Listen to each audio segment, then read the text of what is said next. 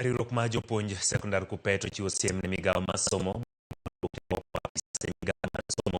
jotend skunde mondo chulo silings 500 odiechieng' kodiechieng' mar tiegruok e weche mag CBE. Fama marwa Jojuma nigi lerno. Ma otelo chakruok mar tiegruok mar jopuonj mag sekondar e somono mag Competency Based Education kata CBE machake tarik 11 nyaka tarik 15 mar dweni e kaunti ma Migori. Riwruokno mar jopuonj sekondar The Kenya Union of Post Primary Education Kuppet owuok tung' moso kod migawono mar somo bang' lipot pilore ni jotend sikunde okon mondo koro gol omenda maromo siling 500 kuom japuonj ka japuonj kaachiel kod omenda maromo siling 100 ma ichulo dichiel kuom japuonj ka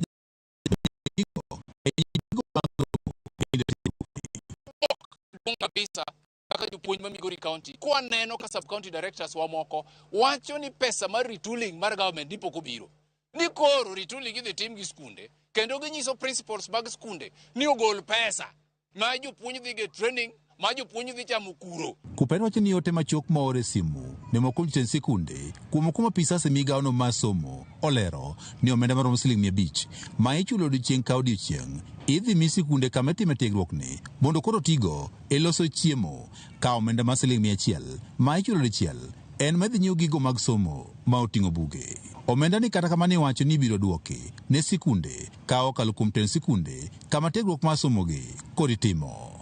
Jagoro mar riwruokno mar jopuonj Kuppet e kaunti ma Migori Samuel Orwaje Solo okono jotend sikunde mondo koro kik gol omenda moro amora ka wacho ni tiegruok mar jopuonj e chenrono mar somono mar CBE en ting' mar piny owacho. To wapenjo ni pesa ni akanye ka sirikal nyocha osigolo pesa ni ma country wide wang'eyo ni retooling idhi tim mar senior secondary school teachers kendo chakore juma manyien.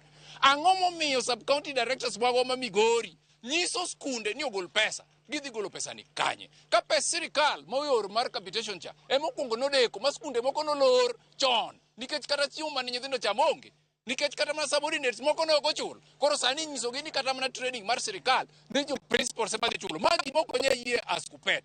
Ma en osiko kanyo mamoko mar riwruok mar jopuonj Kuppet mane wani omenda mar tiego jopuonj e somono mar CBE ne oseket tenge kendo piny owacho nyaka gol omendano. Japuonj is one person minyiso ni mondo okaw thuolone biro kawo mana ka nitie gimiyude bang' mano.